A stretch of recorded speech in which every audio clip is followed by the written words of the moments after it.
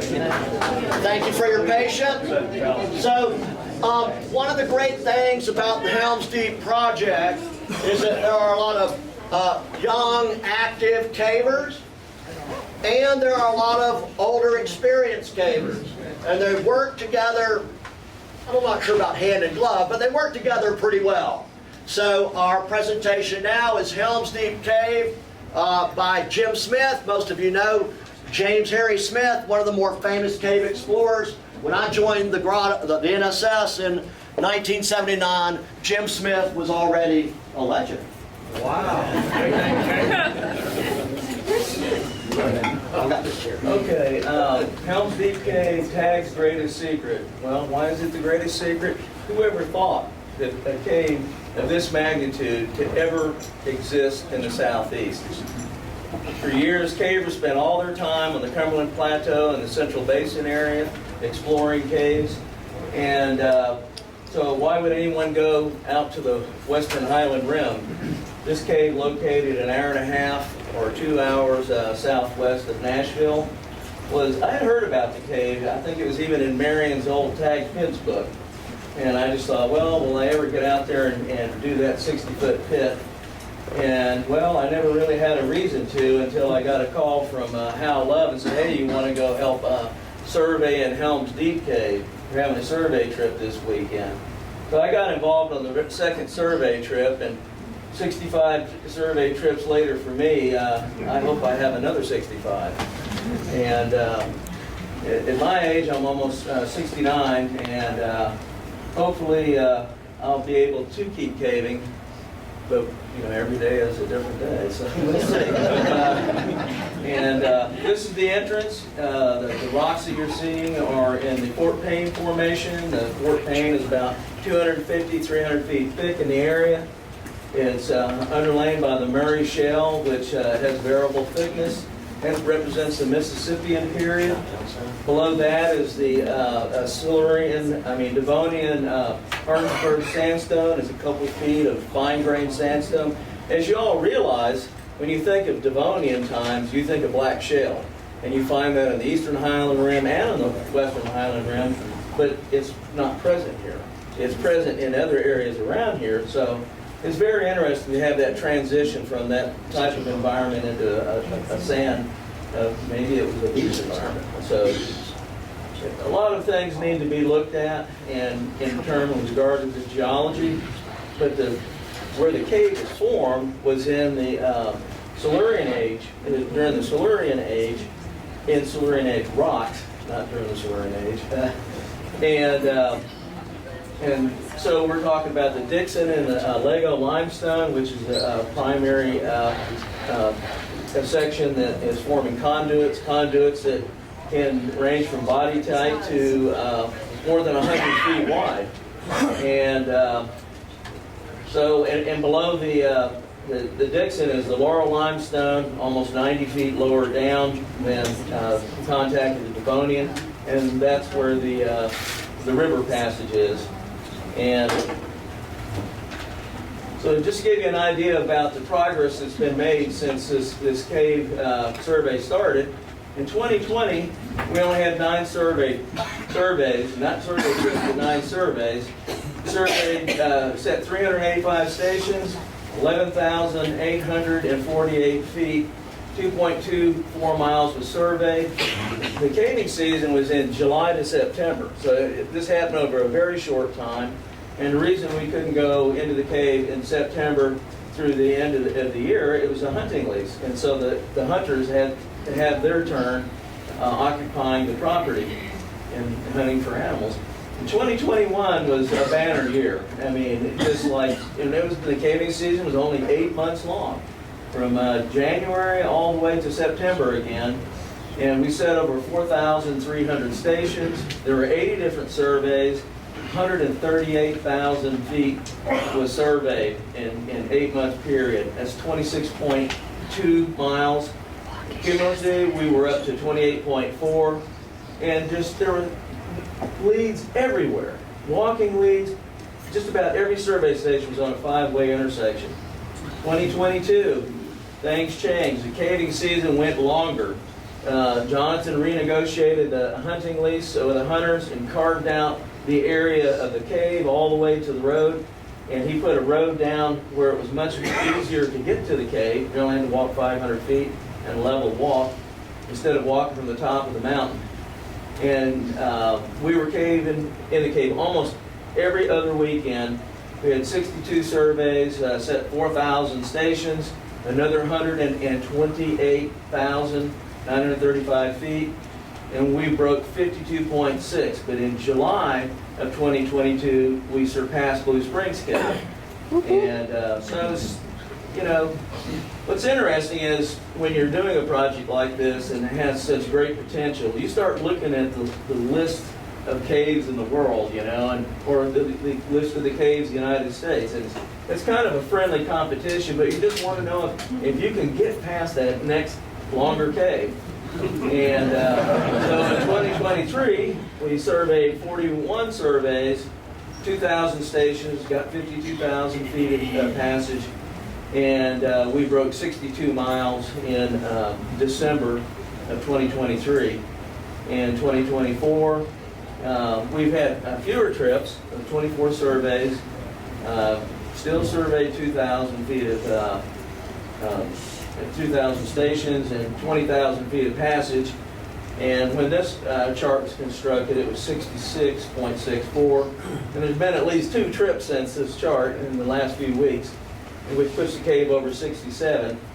And the reason you see a lot of fewer survey stations is we started working on the eastern side of the cave, which is much lower. That's the Mirkwood Michael's talking about. And we're trying to survey passages that are crawls that are covered in crystals, because you don't get 10 pounds of mud on each knee pad and each foot and hand.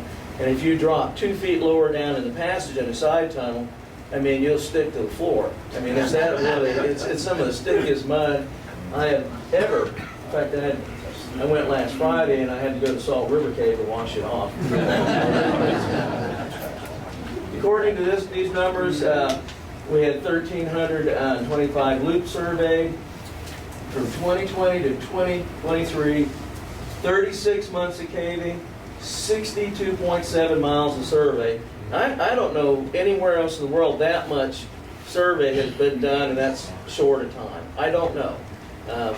There maybe people do know, but I talked to Patty and she's in the know, and it seems like some of these cave diving projects down in Yucatan would be, who knows, maybe they got that much underwater in that amount of time. But for tag caving, that's not too bad. And sorry, I guess we restarted. This was supposed to be prior to that chart, but Helm's Deep Cave is 6th longest cave in the United States, 26th longest in the world, and we think we're going to be 24th in sometime in September. We should hit 70 miles, easy. It's interesting that what you're looking at here is basically braided stream channels and osmosing its way along a flow field that's right now, we've explored it out to a mile in width and about 3 linear miles. 4.5 miles to the Buffalo River to the north. And if you were to project that density of cave in that 4.5 miles, you can see how much longer the cave could be. And it's 8.5 miles from the south end to the Buffalo River. So I think, and some of the other cavers think, that this was formed by Buffalo River flowing along a wide flow field. And I'm sure there are multiple processes involved in conduit development here. But one thing that's dominant in all the limestone tubes and tunnels where the morphology is preserved are scallops. And indicating fast-moving water was moving through this cave at one time. And even the area along this side, the western side, usually these are passages formed in the Fort Payne and the shale. And of course there's some in other areas of the cave, but then essentially what's happened is these braided conduits got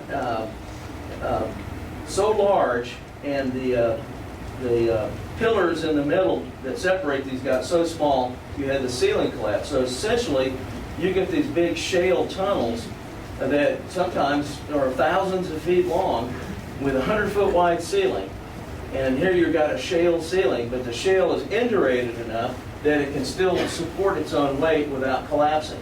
Whereas the Murray shale underneath it is a much more fissile, has less integrity, and it tends to form the walls of the passage, but it also collapses. So when you're caving in these limestone conduit tunnels, there's a lot of breakdown in the cave, and the ceiling slabs are thin. They're placed in the cave where the ceiling is sagging, where you got a 4 or 5 inch thick layer that's in a 30-foot wide span that's sagging with a crack down the middle. We try not to touch that stuff. And the floor of the cave, pretty much throughout the cave where it's not collapsed or breakdown, it's mud. We haven't found a solid limestone floor in this upper level of the cave. So at one time, this cave, these passages were all walking passages instead of hands and knees crawl or belly crawl or stooping. And like Kyle Lassiter said, through a lot of this cave, it's one size too small. and you can stoop for thousands of feet and go from stooping to hands and knees. And essentially, the river passage that Michael showed you pictures of pretty much runs right up in here. It represents about a mile of this cave, all total. And for the rest of the part is mostly dry or muddy. And then when you get back up in this area of the cave, especially up in here, it appears we're hitting the water table. But it does not, and you got shale passages up in here, but it does not mean that we can't continue along this, and we'll eventually find stuff to look like this in this area. And if it gets too tight and not passable here, well, we'll find something that goes around it. Because, I mean, you look at the way the cave is developed, and this is a major creek here, but the cave is below all that. Could it potentially expand and go underneath this creek? It's possible. And where the less thickness of the rock is, where the cave passage is, 70 feet, is in these creeks, in these little creek valleys. And sometimes you'll get where there's shale passage underneath it, and the passage is stoked upward, but they don't go all the way. But when you're in those passages, sometimes you'll see animal footprints in there, and you wonder how they get in.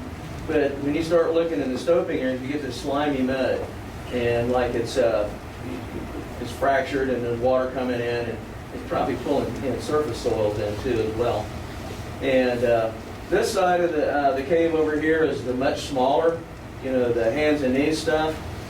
And I would think quite possibly when the river was flowing through here, and where the greater passage, diameter passages, this may have been where the greater flow velocities were, and relative to the width of the passage, because everything gets smaller in this direction. Now, if you were to project this over the next 8 miles to the Buffalo River, we're talking about 700-800 mile long cave, if it be explored. And I know 40 years from now, Michael Kestner will be standing up here talking about all these guys that have passed away, and he'll say, and now we've reached our 500 mile mark, and I'm looking for more fresh meat. All right. Okay, this is the entrance looking up, and that's when we had to rappel in. Now there's a passage behind this wall here that is a steep, kind of like a rift, and got within a couple feet of the surface, and Hal and Joel dug it out, and Dave Carr dug it out, so now it's a 10-foot free climb to get down in there, and it really makes getting in and out of the cave so much quicker. This is Joel Buckner in the breakdown, and I tried to put 2 slides on each frame so that you could actually see more of the cave during my presentation. And oops. Too much cave. Okay. And that's looking up the slide on the right. That's looking up the entrance with caver's light on the ledge. And because of the complexity of this cave and the absolute unimagined thought of having somebody wander in there and get lost and trying to find them, a gate was put. Not only for to control access, but also to protect the archaeology that's in the cave. And generally I'm 100% against gates, but I don't want to get a call from Atlanta and say, hey, somebody wandered in somewhere in the maze, and I say, oh, I'll be there in a month. Follow our noses. Okay, this is some of the big walking passage.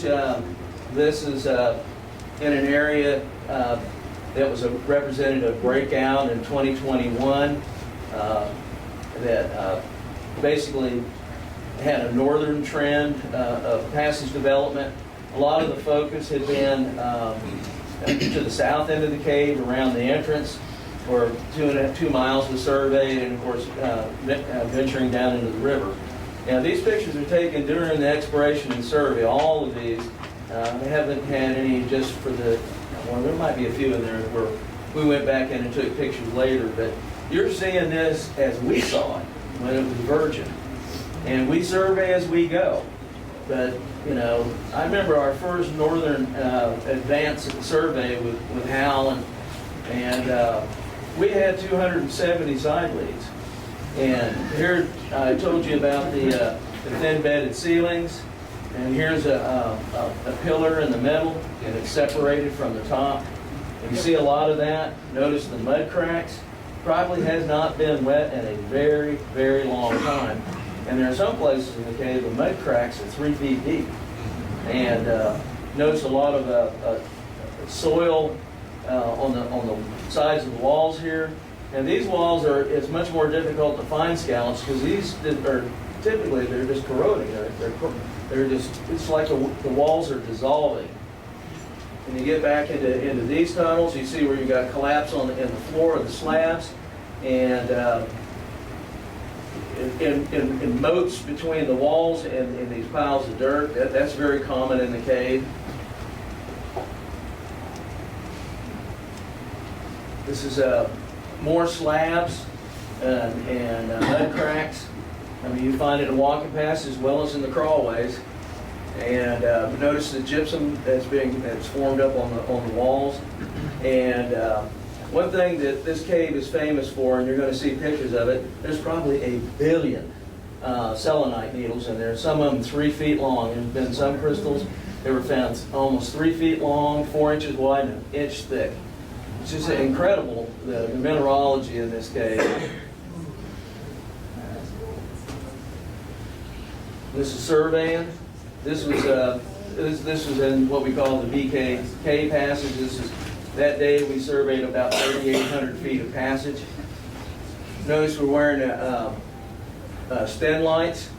Well, when we first started surveying this cave and using distos, you know, we were used to surveying caves like that. But we didn't realize that even if you held your hand this far out away from your disto, it's going to affect your disto, you know, the compass on it. And as a result of many miles into the survey, and we were having a real problem with loop closures. And so we had to go back in.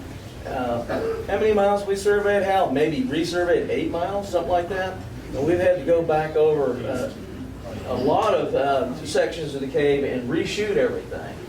And so we could tighten up these loop closures. So we're trying to come up with an accurate map. And speaking of accurate map, Michael Ketzner and Christian Ducille, I mean, they're the brains of the outfit as far as producing a map. And I just can't tell you how invaluable they are to the project just from their GIS and their computer skills. I mean, I don't have that, so I'm glad they do. And Hal Love, I mean, he has been Johnny on the spot. Every time the data comes in, I mean, he produces a line plot. And this cave is being explored with iPhones. We put a PDF of the cave map. It's got all the survey stations on it. And when you're back in the cave, we find our way where we want to go to start surveying and how to get out. And we really like to have at least 2 phones on per survey, in case one gets broken. But we spent a lot of time trying to figure out how we can mark the cave. And we use whiteout. Sometimes the walls are so muddy, even that's not useful. And we use flag and tape, and of course waterproof laundry markers. And we follow those stations out. And there's so many stations, and sometimes the survey designations are 7 characters long. You know, I mean, we've used the B survey to just about to the bitter end. And so anyway, that's how we're doing it, and trying to keep track of it so we can find our way out. We're trying to make sure our quality control is good. We want to have a good map, and we still have a lot of work just to do just in what's already been surveyed. Now this is typical. A lot of the passages here, I don't know if you can really tell this, but these walls are coated in gypsum, like clay, glisten, and when you shine your light and they glisten. And you have really 2 types of soils in the cave. I showed you pictures of the mud cracks, a hard, dense, sort of this sticky type soil. And where there's been a whole lot of mineral growth in there, you get this loose soil. And the soil just has millions and millions of little calcite crystals in there. I mean, yeah, gypsum crystals. And you can see that on the slide to the right. And there's long needles in the floor, and you'll find places in the cave where there's gypsum flowers on the walls, and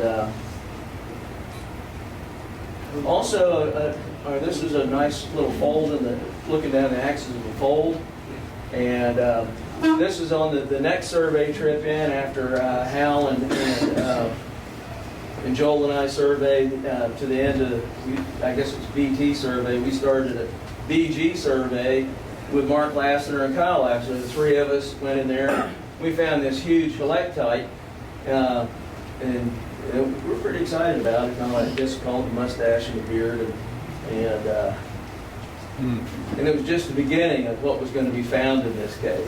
You see the floors are covered in gypsum, and this is a column to the left of Kyle, and you've got slabs. These columns tend to disintegrate. Possibly they're holding up so much weight that the sides are starting to explode. And this is on the slide to the right. That day we surveyed, I think, almost 4,000 feet of passage. And this is a close-up look of the floor of the selenite needles. And as we're going through these passages, we try to keep one path. And we established routes to get back through the cave and flag these things off, and you won't see any footprints out in the middle of the nice crystals. So we're trying to conserve the beauty of the cave. This is more pillar maze, more slabs where you can see the floor slabs we're standing on were originally up there on the ceiling. This is interesting right here. This is, as far as I'm aware of, this may be the only moon milk in the cave. We think that's moon milk. And there was some little moon milk splotches on the floor. And it's nice, these surveys that we did, we picked a direction north. And if we had pillars, we tried to find the side of the pillar you could walk instead of crawl. Of course, later we had to survey that stuff, but when you're trying to rack up a lot of footage, you try to take the line of least resistance, and you can do that in this cave. Now, this is your Fort Payne roof ceiling, and this is on passage that had collapsed down into limestone. This is typical of what you see, and the passage to the right, you start to get some really exceptional selenite goatees, I call them. They look like goatees, 6 inches long, hanging out of the ceiling. And of course you see some collapse on the floor. And this is for scale some of the selenite that you find. it's just incredibly, sections of the cave are incredibly beautiful. And this was a spectacular discovery. I'll tell you a little story behind this picture.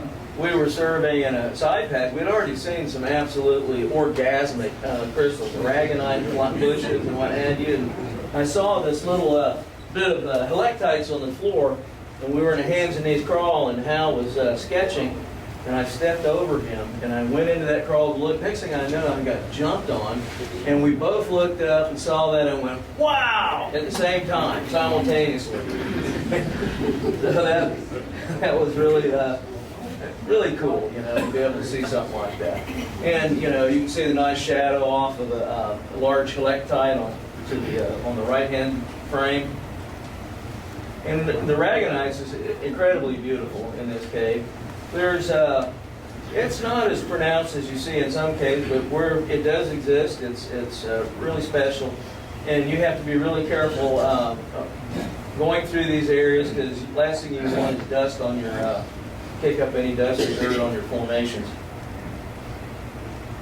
Helictites are everywhere in this cave, in the central portion. And, you know, well, I'll tell you another little story, and this gets back when we first started going into the cave. We had different teams going into different parts of the cave. Just because you see a picture of just this one team, there's usually maybe 3 other teams in the cave working in another area. When we get back to camp at night, and I'd ask Michael, I said, well, what was it like? And he'd go, well, you know, it all looks the same. But what the real thing that was interesting is did you see any Native American artifacts or footprints?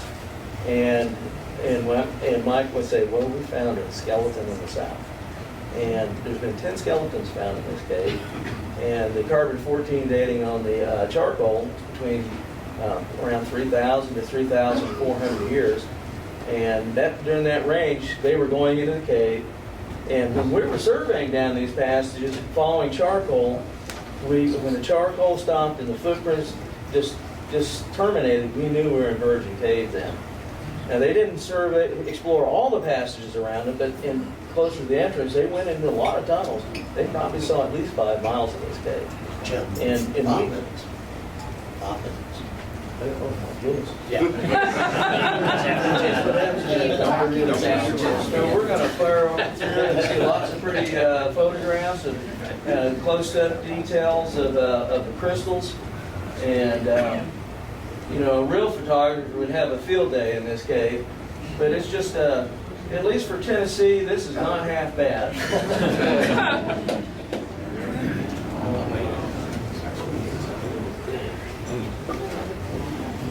A lot of helictites.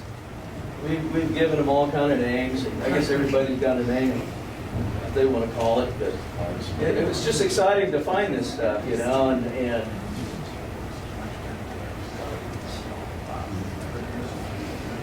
this is the aragonite. Called that the Hall of Aragonite because of the aragonite. And the walls were covered just before this slide was taken on the right. This nice aragonite bush. And this is everybody sitting down and relaxing after surveying. And to get to the back of the cave, it's about, at least for an old guy like me, it's at least 3 hours, and it's about 3 miles of caving. This picture was taken when we broke 20 miles, so we kind of commemorated by writing 20 miles on a slab. And it helps to have the guys that are managing survey data to say, we have now just broken 20 miles. So that's great. That was July 17, 2021. This is interesting. This may be sulfur-eating bacteria. I mean, there's a few places in the cave where these snot-type things exist, and they need to be studied. And who knows, maybe there's something new to science. And but we've had just miles and miles of this type of passage to survey. And then this is up in the shale passage where you've got gypsum on the ceiling and it rains down on the floor. So it's like gypsum snow. And then there are these spectacular passages here. Some of these, we call these selenite bayonets. Some of them are 1 inch wide and over 1 foot long. and you're crystal clear, you can see, or translucent. This is cool stuff to survey through and explore. When you find something like this, the excitement level is unbelievable. So, and one of the coolest things about this cave project is camaraderie between all the people, especially the folks who keep coming back and exploring the cave. We all have one thing in common, and that's we want to see this cave break 100 miles.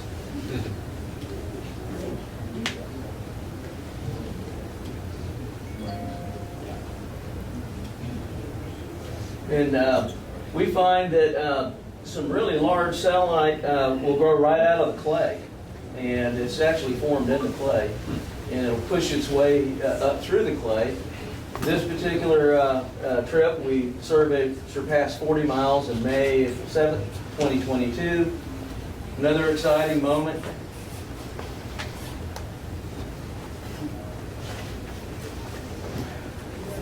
It's not all like that. I'll tell you that. But I just thought I'd show you the nice stuff. And of course we got a lot of gypsum flowers on the walls and it's like shag carpet. Dinner plate lounge. It'll take you about 10 hours of seeing slides to really get a good overview of what this cave is like. Here's another section of the cave that was off the parallel to the main route called Candyland. And it was just loaded in selenite chandeliers and crystals. Oops.